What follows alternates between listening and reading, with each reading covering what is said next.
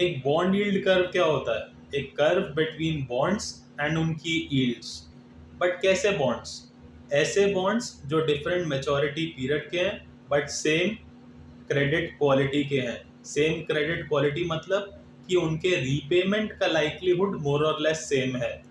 तो अगर मैं एक नॉर्मल बॉन्ड यील्ड कर्व को प्लॉट करूं, तो जैसे जैसे उनका ड्यूरेशन बढ़ता है वैसे वैसे उनकी यील्ड बढ़ती है।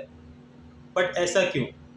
देखो, जब भी हमें लाइफ में थोड़ा सा ज़्यादा इंटरेस्ट मिले नॉर्मल से, दैट मीन्स उसमें कम लोग इन्वेस्ट करना चाहते हैं। तो शॉर्ट टर्म बॉन्ड में हर कोई इन्वेस्ट करना चाहता है, तो गवर्नमेंट कहती है मैं उसका इंटरेस्ट रेट कम दूंगी। बट लॉन्ग टर्म बॉन्ड्स में कम लोग इन्वेस्ट कर रहे हैं, तो गवर्नमेंट कहती है मैं ज़्यादा इंटरेस्ट देने के लिए तैयार हूँ। बट ऐसा क्यों? क्योंकि लोगों को नहीं पता कि लॉन्ग टर्म में इकोनॉमी कैसी रहेगी आज से 30 साल बाद।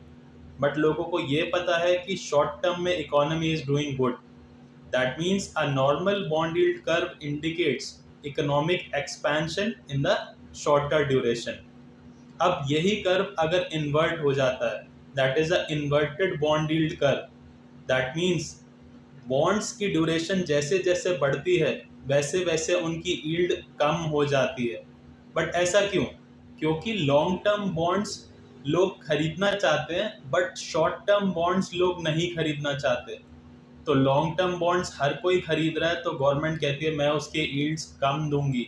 बट शॉर्ट टर्म बॉन्ड कम लोग खरीद रहे हैं, तो गवर्नमेंट कहती है मैं उसके यील्ड ज़्यादा देने के लिए तैयार हूँ। बट शॉर्ट टर्म में लोग बॉन्ड्स क्यों नहीं खरीद रहे हैं? दैट मीन्स लोगों के मन में फियर है कि economy is not doing right. But वो सोच रहे हैं कि शायद आज से 30 साल बाद इकोनॉमी सही बिहेव करेगी। तो an inverted bond yield curve indicates recession in the shorter duration.